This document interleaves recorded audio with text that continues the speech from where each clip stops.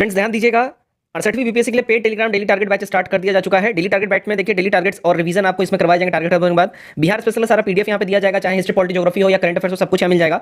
अलग अलग कोचिंग संस्थान इनके जो प्रैक्टिस सेट मार्केट में आते हैं, लाइक आस्था परफेक्शन दृष्टि, तो जैसे जैसे मार्केट में इनके प्रैक्टिस सेट आएंगे वो भी आपको यहाँ पे अवेलेबल करवाया जाएगा। हमारे हैंड रिटन नोट्स भी मिल जाएंगे और साथ ही साथ सारे सब्जेक्ट के जो इंपॉर्टेंट पीडीएफ है आपको हमारे ग्रुप में मिल जाएगा। यानी कि हमारे ग्रुप में आने के बाद आपको और कुछ भी करने की जरूरत नहीं, आपको सब कुछ यहाँ पे अवेलेबल करवा दिया जाएगा। करंट अफेयर्स का भी इंपॉर्टेंट पीडीएफ जो सब कुछ मिल जाएगा। यहाँ पे आप लोग व्हाट्सएप के ऊपर में आप लोग मैसेज करेंगे, पेमेंट डिटेल जान लेंगे और पेमेंट करने के बाद स्क्रीनशॉट भेजेंगे, फिर आपको ऐड कर लिया जाएगा ग्रुप के अंदर में। Hello everybody, welcome you all to mission competition. मैं राहुल आप सभी का स्वागत करता हूं। सो देखिए, ये हमारा रिवीजन सीरीज स्टार्ट हुआ है एडुटीरिया का बिहार जीके, और इसमें टोटल 37 प्रैक्टिस सेट हैं। हम रोज़ के 2 प्रैक्टिस सेट के हिसाब से अप्रॉक्सीमेटली 13-14 दिन के अंदर में हमारी कोशिश रहेगी 15 दिन के अंदर में सारा का सारा जो है ख़त्म कर दिया जाए। मैक्स टू मैक्स 15-16 दिन के अंदर में सारा का सारा सेट खत्म कर दिया जाए। अब हमारे पास समय भी नहीं रह गया, तो ये 15-16 दिन हम लोग कोशिश करेंगे। हर रोज़ 2 सेट हम लोग लेके चले। रिवीजन सीरीज हमारा चल रहा है। वीडियो अच्छा लगे वीडियो को शेयर करिएगा, वीडियो को लाइक करिएगा, चैनल सब्सक्राइब नहीं किया चैनल सब्सक्राइब करिएगा। तो ये 68वीं बीपीएससी के लिए आपके लिए बहुत ही वाइटल ये क्लास होने वाला है। चलिए, पहला हमारा सेट है और पहला सेट का पहला सवाल है हमारा, बिहार के किस भाग से सबसे पहले पुरापाषाण कालीन औजार प्राप्त हुए हैं? तो पुरापाषाण कालीन औजार सबसे पहले जो प्राप्त हुए हैं बिहार में, देखिए दक्षिणी भाग से प्राप्त हुए हैं। ये हमारा यहाँ करेक्ट हो जाएगा। ये हमारा ऐसा इधर ऐसा जो है बिहार आपको दिखेगा और इस वाले एरिया से जो है आपको ये मिला है। ठीक है, चलिए नंबर 2 देखते हैं। नंबर 2, बिहार को जानने के लिए सबसे सर्वाधिक प्राचीन साहित्यिक स्रोत की बात हो रही है। सबसे प्राचीन साहित्यिक स्रोत कौन सा है? ठीक है, सबसे प्राचीन हो जाएगा देखिए अथर्ववेद, बी करेक्ट हो जाएगा। नंबर 3 देखिए, बिंबिसार ने मगध साम्राज्य की राजधानी कहाँ बनाया था? तो बिंबिसार इसकी राजधानी बनाया था ग्रीवज्र या राजगीर बोल लीजिए। ठीक है, तो ए हमारा यहाँ सही हो जाता है। नंबर 4 देखिएगा, मौर्यकालीन नगर प्रशासन में कितनी समितियों का सहयोग प्राप्त था? आप यहाँ से सीधा सीधा कैलकुलेट ऐसे भी कर सकते हैं कि देखिए टोटल 30 सदस्य थे, 5-5 का जो है मेंबर का एक समिति था, तो टोटल 30 थे, 5 का एक था, तो 6 × 5 कर दीजिए, 30 हो जाएगा, तो हमारा 6 निकल के आ जाएगा, है ना। अगर आपने लूसेंट पढ़ा होगा, क्राउन पढ़ा होगा, वहाँ आपने पढ़ा होगा इसको अच्छे से। नंबर 5 देखिए, तृतीय बौद्ध संगति का आयोजन कहाँ किया गया था? तो इसका आयोजन किया गया था पाटलिपुत्रा के अंदर में। सी करेक्ट हो जाएगा। ईयर आप लोग जरूर बताइए किस साल में किया गया था। ठीक है। 6, प्रसिद्ध सूफी संत मखदूम सरफुद्दीन शाहिया मनेरी की दरगाह कहाँ स्थित है? फ्रेंड्स ध्यान रखिएगा, ये हमारा अनअकैडमी अपने लिए क्या है, स्कॉलर टेस्ट जीतने का मौका, जो कि बहुत ही बेहतरीन आपके लिए मौका है। जनवरी 21 को दोपहर में 12 बजे स्कॉलरशिप टेस्ट लिया जाएगा। अगर आप लोग जीतते हैं तो रैंक 1 वालों को 5000 का वाउचर मिलेगा, रैंक 2 वालों को 2500 का वाउचर, रैंक 3 वालों को 1500 का वाउचर और रैंक 4 से 10 वालों को 500 का वाउचर। इसमें इनरोल करने के लिए आपको यूज़ करना होगा कोड RKG10। ये रेफरल कोड यूज़ करते ही आप इसमें इनरोल हो जाइएगा। लिंक डिस्क्रिप्शन में आपको देखने मिल जाएगा।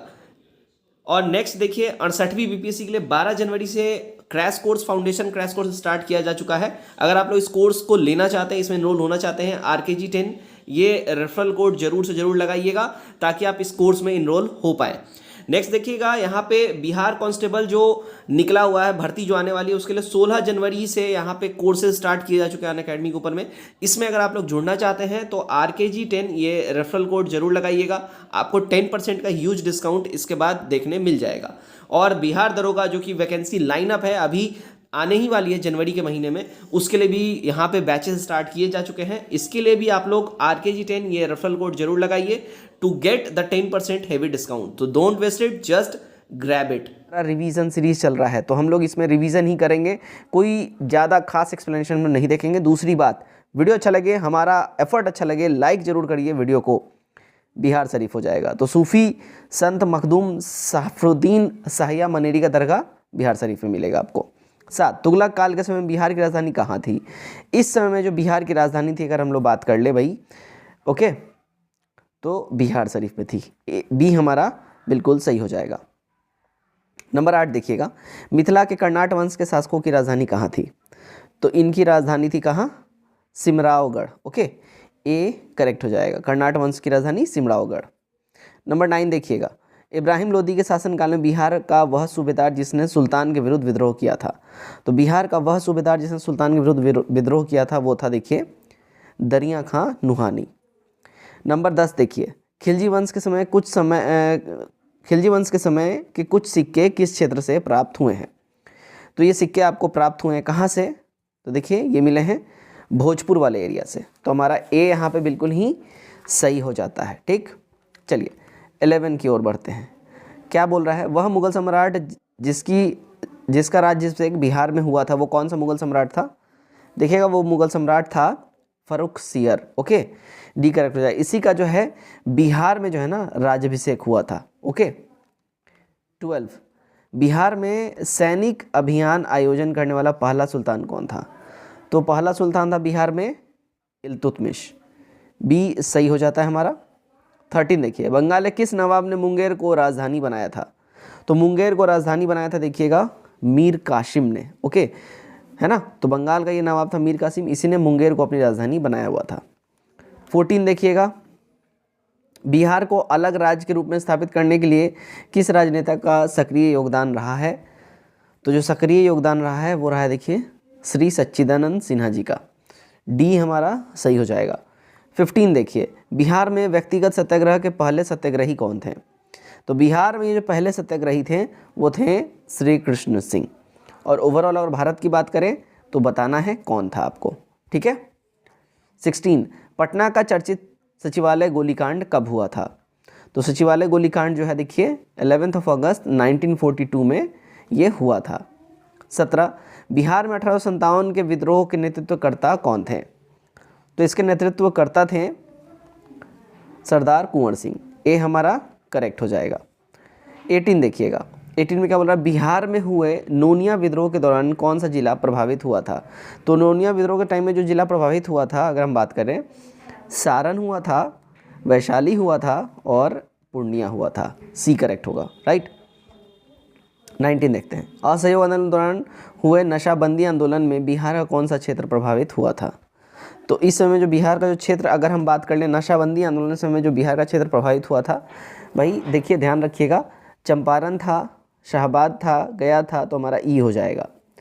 बी बिहार में किसान आंदोलन को प्रसारित करने में महत्वपूर्ण योगदान किसने दिया था? तो किसान आंदोलन प्रोत्साहित करने में जो महत्वपूर्ण योगदान दिया था स्वामी सहजानंद सरस्वती जी, राहुल सत्यानंद, कार्यानंद और यदुनंद शर्मा जी। ई हमारा करेक्ट इसमें हो जाएगा। 21 देखिए, बिहार में कौमी सेवक दल का स्थापना हुआ था। तो बिहार में जो है कौमी सेवक दल का स्थापना हुआ था, कब हुआ था भाई? तो देखिए 27 नवंबर 1921 को हुआ था।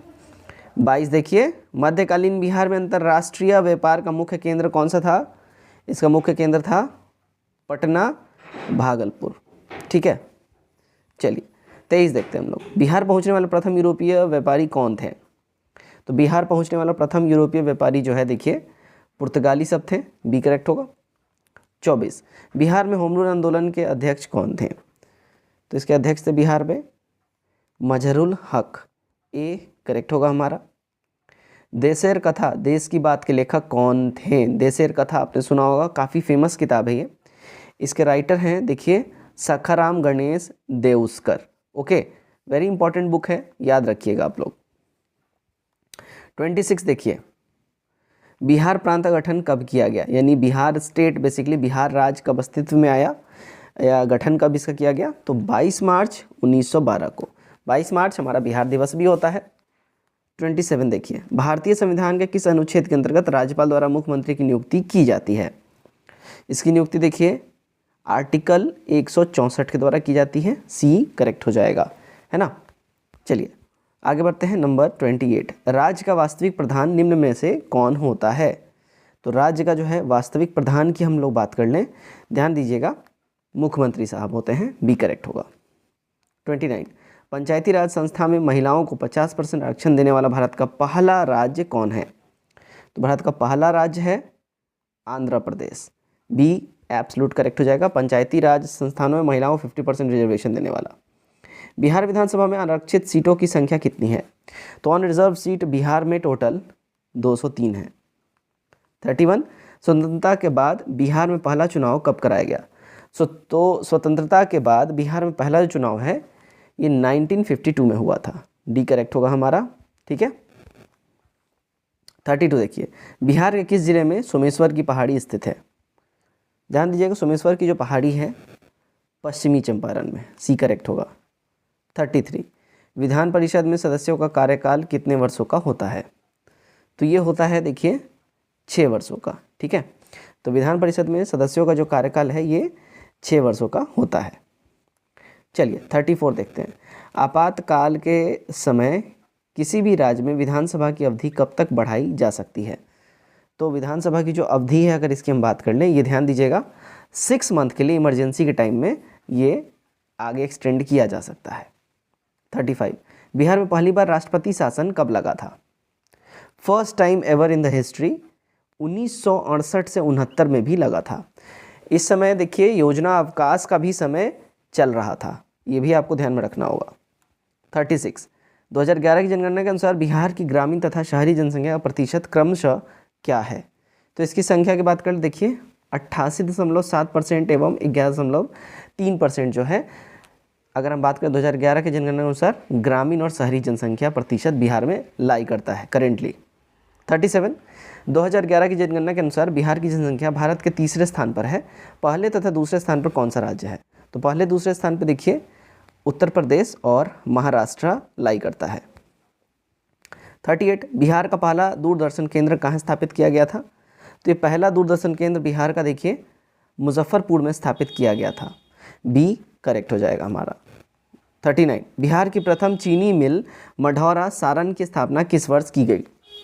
तो इसकी स्थापना की गई थी साल 1904 के अंदर में, ए करेक्ट होगा। नंबर 40 बिहार का कौन सा जिला पड़ोसी देश नेपाल के साथ सीमा साझा नहीं करता है? तो ये साझा कौन नहीं करता है? देखिए शिवहर नहीं करता है। ओके, सी यहाँ पे सही हो जाता है। बिहार के किस क्षेत्र में धारवाड़ चट्टान पाए जाते हैं? तो देखिए धारवाड़ चट्टान जो है बिहार में दक्षिण पूर्व क्षेत्र में आपको ये देखने को मिलेंगे। ठीक है, ए करेक्ट हो जाएगा।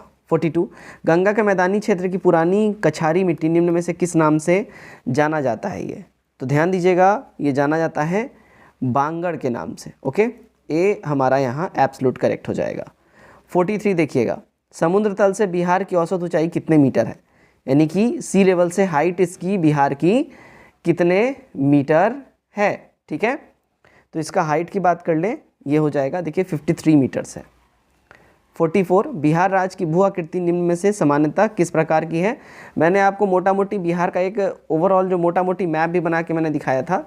तो अपना जो बिहार का जो आकृति है वो आयताकार है, ए करेक्ट हो जाएगा। ध्यान दीजिएगा कोपेन के अनुसार बिहार की जलवायु को किस प्रकार विभाजित किया गया है? तो बिहार की जो जलवायु है कोपेन के अनुसार देखिए CWG कैटेगरी में विभाजित करा गया है। 46 बिहार का अधिकांश भाग निम्न में से किस प्रकार की मिट्टी से आच्छादित है? तो ये जो है देखिए कछारी मिट्टी से बिहार का अधिकांश मैक्सिमम एरिया जो है आच्छादित है। क्लियर। 47 बिहार के कितने प्रमंडलों से होकर गंगा नदी प्रवाहित होती है? तो बिहार के टोटल ध्यान रखिएगा 7 प्रमंडलों से होकर जो है गंगा नदी प्रवाहित होती है। कितने? 7 प्रमंडलों से होके। 48 देखिए काकोलत जलप्रपात बिहार के किस जिले में स्थित है? तो काकोलत जलप्रपात जो है देखिएगा ये बिहार में नवादा जिले में आपको मिलेगा। 49 निम्न में से कौन सा जलकुंड राजगीर में स्थित नहीं है? राजगीर में देखिए लक्ष्मण कुंड नहीं आपको मिलेगा, मखदूम कुंड, सूर्य कुंड, गोमुख कुंड ये सब मिलेंगे। नंबर 50 बिहार के किस जिले को मक्का का घर कहा जाता है? तो मक्का का घर जो है ये बिहार के देखिए ध्यान रखिएगा बेगूसराय को कह के बुलाया जाता है। क्लियर। तो हमारा यहाँ पे सेट नंबर 1 समाप्त होता है। अब हम लोग बढ़ते हैं अपने सेट नंबर 2 की ओर। सेट नंबर 2 का पहला सवाल हमारा यहाँ से आता है सेट 2 का। बक्सर युद्ध के बाद बंगाल और बिहार तथा उड़ीसा का दीवानी अधिकार जो है ईस्ट इंडिया कंपनी को किसने प्रदान किया था? ठीक है, किसने प्रदान किया था? देखिए ये अधिकार प्रदान किया था शाह आलम सेकंड ने, द्वितीय ने। क्लियर। नंबर 2 देखिएगा, नंबर 2 में क्या बोला जा रहा है? दानापुर छावनी के भारतीय सैनिकों ने कब विद्रोह किया था? तो दानापुर छावनी के भारतीय सैनिकों ने जो विद्रोह किया था ये इन्होंने 25 जुलाई 1857 को किया था। नंबर 3 देखिए बिहार के किस जेल के कैदियों ने विदेशी वस्त्रों के बहिष्कार के लिए नंगी हड़ताल की थी? है ना, तो नंगी हड़ताल देखिए सारण जिला के कैदियों ने किया था जेल के अंदर में। ओके। नंबर 4 बिहार के पहले भारतीय प्रधानमंत्री प्रांतीय सरकार का प्रधान कौन था? तो ये थे देखिए मोहम्मद यूनुस साहब। बी हमारा यहाँ ठीक हो जाएगा। नंबर 5, 1934 में पटना में स्थापित बिहार सोशलिस्ट पार्टी के अध्यक्ष कौन थे? तो इसके अध्यक्ष थे देखिए आचार्य नरेंद्र देव जी। नंबर 6, बिहार का पहला हिंदी समाचार पत्र जो 1874 ईस्वी में पटना में प्रकाशित हुआ, तो वो था भैया देखिए बिहार बंधु। सी करेक्ट होगा। नंबर 7, 1857 क्रांति के समय पटना का कमिश्नर कौन था? तो इस समय पटना कमिश्नर की बात कर ले, देखिए विलियम टेलर इस समय पटना के कमिश्नर थे, तो हमारा ए करेक्ट हो जाएगा। नंबर 8 देखिएगा, बिहार के किस स्थान से गांधी जी ने अपना प्रथम सत्याग्रह शुरू किया था? तो गांधी जी ने अपना प्रथम सत्याग्रह जो है देखिए चंपारण से इन्होंने स्टार्ट किया था, ठीक है, तो ए सही हो जाता है। नंबर 9 देखिएगा, 1912 ईस्वी में भारतीय राष्ट्रीय कांग्रेस के बांकीपुर अधिवेशन की अध्यक्षता किसने की थी? तो इसकी अध्यक्षता की थी देखिए RN मधोलकर जी ने। 1912 में जो भारतीय राष्ट्रीय कांग्रेस का जो बांकीपुर अधिवेशन हुआ था, जो बिहार में पहला अधिवेशन था, RN मधोलकर उसके अध्यक्ष थे। 10, बिहार प्रांतीय सम्मेलन का पहला अधिवेशन 1908 में कहाँ हुआ था? ये हुआ था देखिए पटना में। ए करेक्ट हो जाएगा हमारा। नंबर 11, बख्तियार खिलजी का आक्रमण किस पाल वंशीय शासक के कार्यकाल में हुआ था? तो बख्तियार खिलजी का आक्रमण ध्यान रखिएगा इंद्रधुमन पाल के कार्यकाल में हुआ था, तो डी करेक्ट होगा, राइट। नंबर 12 देखिए, इल्तुतमिश ने किसे पराजित कर बिहार पर अधिकार किया था? तो इल्तुतमिश जो है ध्यान रखिएगा इसने हराया था किसको? हिसामुद्दीन ऐवाज को इसने हराया था, ठीक है, और फिर इसने बिहार पर अधिकार अपना जमाया था। 13 देखिए, बिहार का अंतिम अफगान सुल्तान कौन था? अंतिम अफगान सुल्तान की बात हो रही है, तो वो देखिए दाऊद खां करारनी था। ओके, सी सही हो जाता है हमारा। 14, आईने अकबरी के अनुसार बिहार कितने सूबों या सरकार में बटा हुआ था? तो आईने अकबरी के हिसाब से देखिए 7 सूबों या सरकार में बिहार का विभाजन बताया गया है। 15 देखते हैं, बिहार विद्यापीठ का उद्घाटन कब हुआ था? इसका उद्घाटन देखिए साल 1921 6 फरवरी के दिन हुआ था। नंबर 16 देखते हैं, बिहार के विद्रोह राज्य में आर्यों के आगमन तथा निवास का साक्ष्य किस ग्रंथ में मिलता है? इसका साक्ष्य आपको मिल जाएगा, ध्यान रखिएगा, शतपथ ब्राह्मण में। नंबर 17, भारत में 16 महाजनपदों में से कितने महाजनपद वर्तमान में बिहार में स्थित हैं? तो वर्तमान में बिहार में जो आपको स्थित मिलेंगे वो है देखिए 3 महाजनपद। ओके, हमारा ए करेक्ट हो जाएगा। चलिए 18 देखते हैं, मगध साम्राज्य का उत्कर्ष किस शासक के समय में हुआ था? मगध साम्राज्य का उत्कर्ष किसके समय में हुआ था, किस शासक के समय में हुआ था? तो इसका उत्कर्ष हुआ देखिए बिंबिसार के समय में। सी करेक्ट होगा। 19, मौर्य काल के समय मुद्रा को किस नाम से जाना जाता था? उस समय मुद्रा को देखिए पर्ण के नाम से जाना जाता था, ठीक है, सी करेक्ट हमारा हो जाता है। 20 देखिए, गार्गी संहिता में पाटलिपुत्र पर यवनों के आक्रमण का उल्लेख है, यह आक्रमण किसके शासनकाल में हुआ था? तो गार्गी संहिता में यह उल्लेख है और ये हुआ था पुष्यमित्र शुंग के शासनकाल में। 21, विक्रमशिला विश्वविद्यालय की स्थापना किस पाल वंशीय राजा ने करवाई थी? इसकी स्थापना ध्यान रखिएगा धर्मपाल ने करवाया था। ए सही हो जाएगा। बिहार को दिल्ली सल्तनत के अधीन किसने किया था? तो बिहार को दिल्ली सल्तनत के अधीन किया था देखिए इल्तुतमिश ने। ए करेक्ट होगा। 23, बख्तियार खिलजी का आक्रमण बिहार में कब हुआ था? तो बख्तियार खिलजी का जो आक्रमण है ध्यान रखिएगा बिहार में 1198 ईस्वी में ये हुआ था। ओके। 24, किसने बिहार की राजधानी को बिहार शरीफ से पटना स्थानांतरित करा था? तो ये काम किया था बिहार शरीफ से पटना ट्रांसफ़र शेरशाह सूरी ने। ओके, सी हमारा सही होगा। 25, बिहार छात्र परिषद का गठन किसके द्वारा किया गया था? तो बिहार छात्र परिषद के गठन की बात कर ले, देखिए राजेंद्र प्रसाद जी के द्वारा ये किया गया था। 26, निम्नलिखित में से कौन बिहार के मुख्य खाद्यान्न फसल है? तो बिहार का मुख्य खाद्यान्न फसल की बात कर ले, देखिए चावल, गेहूं और मक्का जो है बिहार का मुख्य खाद्यान्न फसल हो जाएगा। घोड़ा झील बिहार के किस जिले में स्थित है? सॉरी घोंघा झील है, माफ़ कीजिएगा, घोंघा झील बिहार के किस ज़िले में स्थित है? देखिएगा ये आपको दिख जाएगा बिहार में कटिहार जिले में घोंघा झील। ओके। 28 हिंदू धार्मिक मान्यताओं के अनुसार किस नदी को अपवित्र या अशुभ माना जाता है? तो अपवित्र या अशुभ जो है, देखिए कर्मनाशा नदी को जो है हिंदू धार्मिक मान्यताओं के अनुसार माना जाता है। ठीक है। 29 देखिए बिहार का कुल क्षेत्रफल कितना है? ये बाय द वे ध्यान रखिएगा आप लोग, 67th बीपीएससी में ये क्वेश्चन पूछा गया हुआ है। तो बिहार का कुल क्षेत्रफल की बात कर लें, देखिए 94,163 वर्ग किलोमीटर का एरिया है।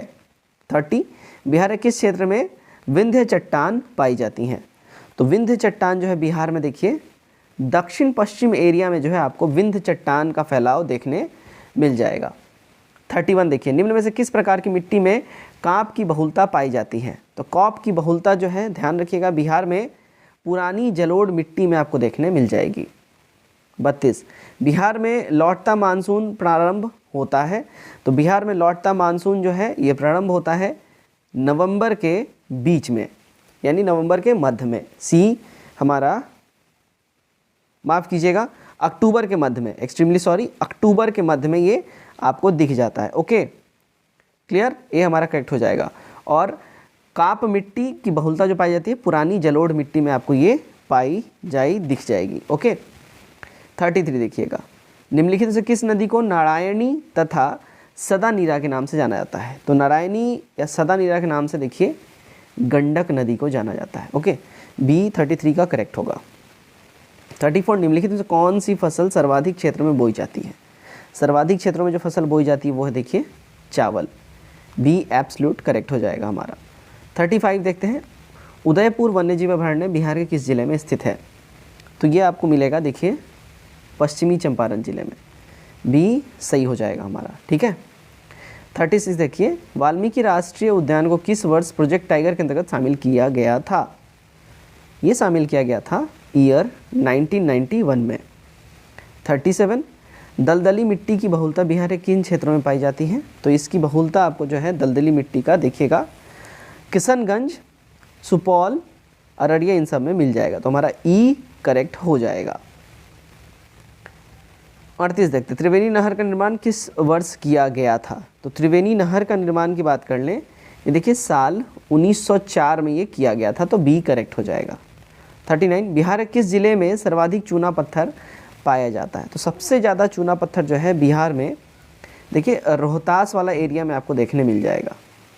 40 2011 के जनगणना अनुसार बिहार का शिशु लिंग अनुपात 0 से 6 आयु वाला यानी इन्फेंट बच्चों का कितना है? तो शिशु लिंग अनुपात जो है बिहार में ये 935 है और बिहार का लिंग अनुपात 918 हो जाएगा। ठीक है। बिहार की औसत वर्षा कितनी है, या बिहार में औसत वर्षा कितनी होती है? ध्यान दीजिएगा 112 सेंटीमीटर होती है। 42 वर्तमान में बिहार में अनुमंडलों की कुल कितनी संख्या है? तो अनुमंडलों की टोटल संख्या है 101। सी करेक्ट हो जाएगा। 43 देखिएगा क्या बोल रहा है, राज्य की कार्यपालिका की वास्तविक शक्ति किसमें निहित होती है? तो राज्य की कार्यपालिका की जो एक्चुअल पावर है वो रहता है मुख्यमंत्री साहब के पास। ठीक है, एक्चुअल पावर। लेकिन अगर राज्य की कार्यपालिका का वास्तविक अगर बोला जाए गार्जियन कौन है तो फिर राज्यपाल साहब हो जाएंगे, और केंद्र का बोला जाए तो राष्ट्रपति। जहानाबाद से अलग करके बिहार के 38वें जिले के रूप में अरवल को कब स्थापित किया गया? तो ये जहानाबाद से अलग हुआ था साल 2001 के अंदर में, और साल 2000 में ध्यान रखिएगा बिहार से झारखंड अलग हुआ था, है ना। डेट आप लोग कमेंट करके जरूर बताइएगा कौन सा डेट था। चलिए नंबर 45 देखते हैं हम लोग। भारतीय संविधान के किस अनुच्छेद में पंचायतों के गठन की बात की गई है? तो पंचायतों के गठन की बात अगर हम लोग कर ले भाई तो देखिए 243 बी में आपको ये दिख जाएगा। ठीक है, पंचायतों के गठन की बात की गई है। 46 किस राज्य में महाधिवक्ता की नियुक्ति किसके द्वारा की जाती है? तो किसी भी राज्य में महाधिवक्ता की जो नियुक्ति है ये देखिए राज्यपाल साहब के द्वारा करी जाएगी। तो 46 का बी हमारा सही हो जाएगा। 47 देखिएगा बिहार में जब पहली बार राष्ट्रपति शासन लागू किया गया उसमें बिहार के राज्यपाल कौन थे? जो पहली बार राष्ट्रपति शासन लागू हुआ तो उसमें बिहार के राज्यपाल थे नित्यानंद कानूनगो। ओके, सी हमारा यहाँ करेक्ट हो जाएगा। VVI ये सवाल है, इसको एकदम नोट डाउन कर लीजिए। पहली बार जब राष्ट्रपति शासन बिहार में लागू हुआ तब नित्यानंद कानूनगो जो है, ठीक है, यहाँ के क्या थे, तो गवर्नर थे।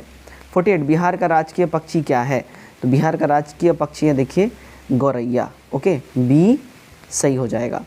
49 देखिएगा, ग्राम पंचायत का प्रधान कौन होता है भाई, तो ग्राम पंचायत का प्रधान जो है देखिए हमारे मुखिया साहब होंगे, ये करेक्ट होगा। आज का हमारा आखिरी सवाल सेट 2 से, किसी राज्य के राज्यपाल को नियुक्त करने का अधिकार किसके पास है, तो किसी भी राज्य के राज्यपाल को नियुक्त करने का अधिकार हमारे प्रेसिडेंट साहब को है, उसके अलावा और किसी को नहीं है। तो हमारा ई यहाँ पे करेक्ट हो जाएगा क्योंकि प्रेसिडेंट साहब ऑप्शन में है ही नहीं। क्लियर। तो फ्रेंड्स ये था हमारा रिवीजन सीरीज़ में सेट 1 सेट 2 एडुटीरिया से बिहार स्पेशल। उम्मीद करता हूँ वीडियो आप लोगों को अच्छा लगा होगा। वीडियो कैसा लगा कमेंट करके जरूर बताइए, वीडियो को शेयर जरूर से जरूर करिएगा। Till then take care, bye bye, God bless you all.